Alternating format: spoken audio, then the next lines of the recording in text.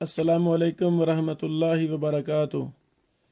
امام ابن حبان رحمہ اللہ نے اپنی کتاب المسند الصحیح علی التقاسیم والانواع میں رسول اللہ صلی اللہ علیہ وسلم کی احادیث 5 قسموں میں تقسیم کیا ہے، اور کتاب کے نام میں تقاسیم والانواع آ رہا ہے تو یہ کون سی انواع مراد ہیں،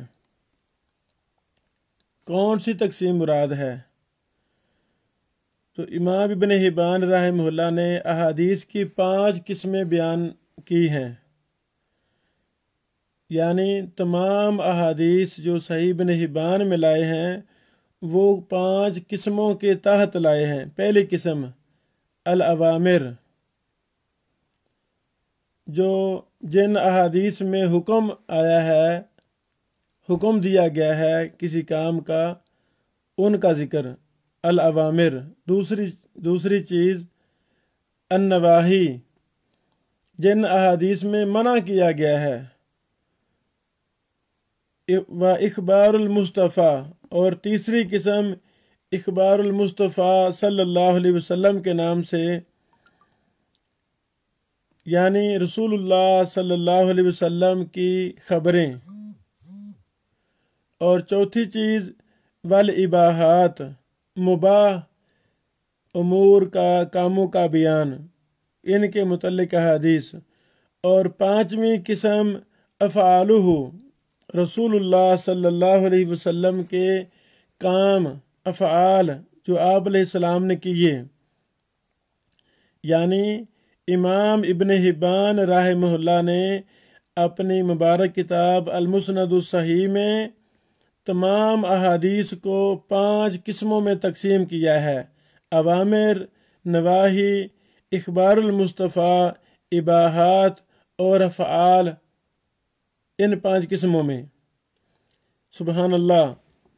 اس نوعیت کے اعتبار سے کسی بھی محدث نے اس طرح کتاب نہیں لکھی جس طرح امام ابن حبان نے لکھی ہے۔ اللہ اکبر! اس لحاظ سے یہ کتاب ممتاز ہے۔ اور پھر امام ابن حبان رحمہ اللہ نے ہر قسم کی آگے بہت زیادہ اقسام بیان کی ہیں۔ مثلا اوامر، امام ابن حبان رحمہ اللہ نے 110 قسمیں اوامر کی بیان کی ہیں، یعنی جن میں حکم ہے۔ رسول اللہ صلی اللہ علیہ وسلم کی وہ احادیث جن میں کوئی حکم ہے، حکم کی آگے امام ابن حبان نے 110 قسمیں بیان کی ہیں۔ اللہ اکبر! اور بلا مبالغہ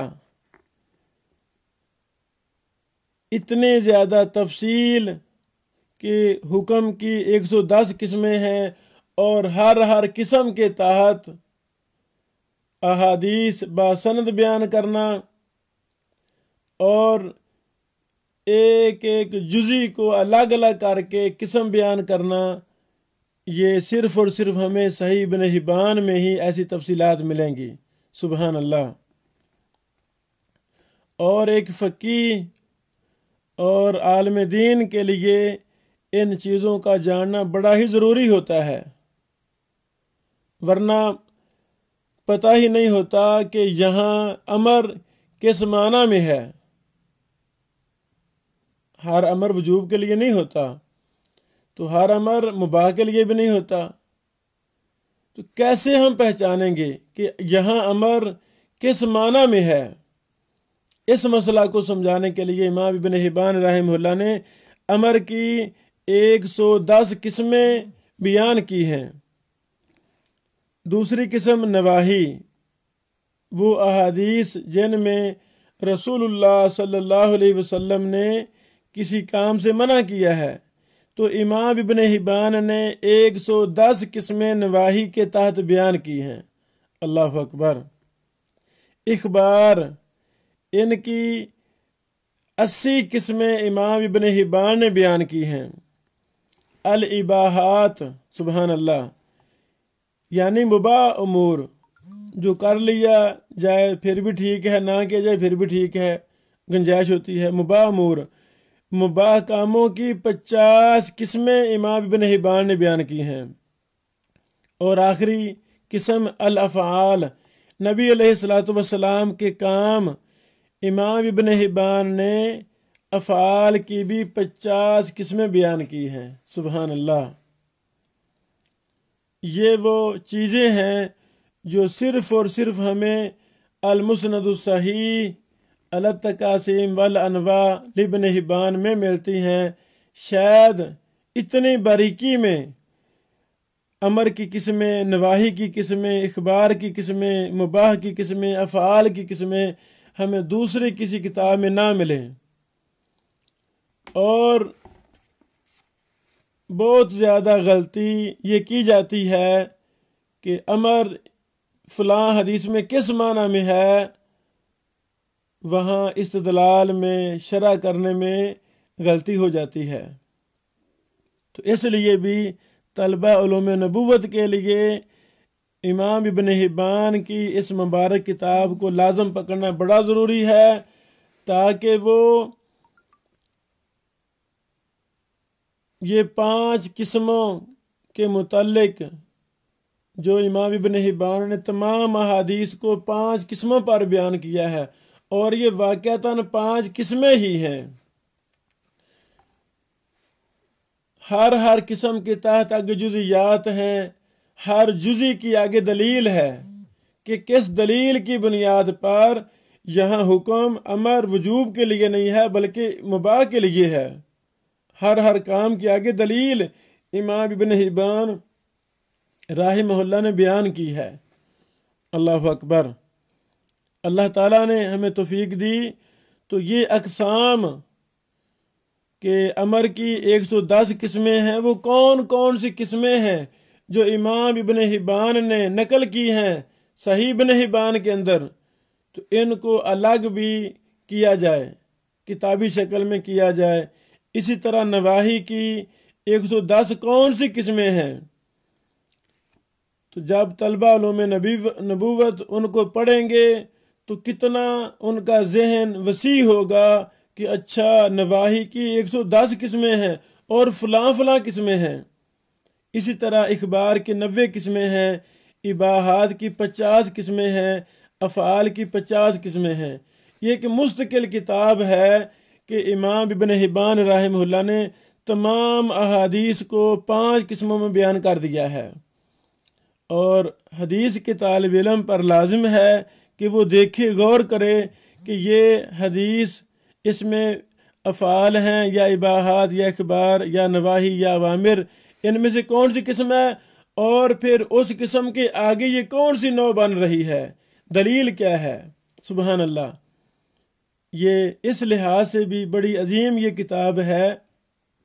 आम पब्लिक में, आम उलमा में बस यही मशहूर है कि जी ये सही इब्न हिब्बान है, इसमें सही हदीस का एहतमाम किया गया है। बस अगली तफसीलात कि इस किताब में कितनी ज़्यादा उसूली बहूस की गई हैं ये अमूमन नहीं पता। हाँ, बड़े शयूख माशाल्लाह हमारे किबार शयूख को तो पता है। मेरी मुराद तलबा उलूम नबूवत हैं, मेरी मुराद दरस निज़ामी के तलबा हैं, मेरी मुराद वो तलबा जो कुतुब सित्ता, जिसे हम सहसिता कह देते हैं, कुतुब सित्ता पर ही इन्हिसार करते हैं, उनके जहनों में ये बात रासिख करना मेरा मकसूद है कि हम अपने आप को कुछ आगे लेकर जाएं। कुतुब सित्ता को भी पढ़ें, बार बार पढ़ा जाए, लेकिन हदीस मुस्तफ़ा सल्लल्लाहु अलैहि वसल्लम को समझने के लिए हमें और भी कुतुब को लाजम पकड़ना होगा। उन किताबों में हमारी नज़र में, हमारी नाकिस नज़र में सही इब्न हिब्बान भी उन किताबों में से एक है जिसको तलबा उलूम नबूवत लाजम पकड़ें और इसको बार बार पढ़ा जाए, ताकि दीन की बसीरत, फ़हम ہمیں پختہ ہو جائے اور ہم شریعت کو آگے بیان کرنے میں، حدیث کا معنی مفہوم بیان کرنے میں کسی غلطی کا شکار نہ ہو جائیں۔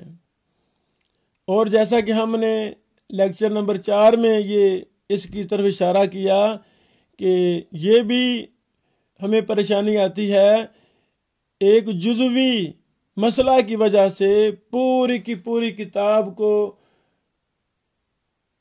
اس کی اہمیت کو گرا دیا جاتا ہے۔ نہیں جی، امام ابن حبان متساہل ہیں، یہ جملہ تو ٹھیک ہے، امام ابن حبان متساہل ہیں، کس چیز میں متساہل ہیں؟ ساری چیزوں میں۔ ایسی بات نہیں ہے، امام ابن حبان رحمہ اللہ صرف ایک مسئلہ میں متساہل ہیں، مجہول کو اپنے اسقاط میں ذکر کرنے میں۔ کیا ان مجہول راویوں سے امام ابن حبان نے روایتیں بھی لائی ہیں صحیح ابن حبان میں؟ اگر لائی ہیں تو وہ کتنے راوی ہیں، وہ کون سی روایات ہیں؟ جیسا کہ ہم نے بیان کیا، شیخ البانی رحمہ اللہ کی تحقیق میں صحیح ابن حبان میں صرف 348 روایات ضعیف ہیں۔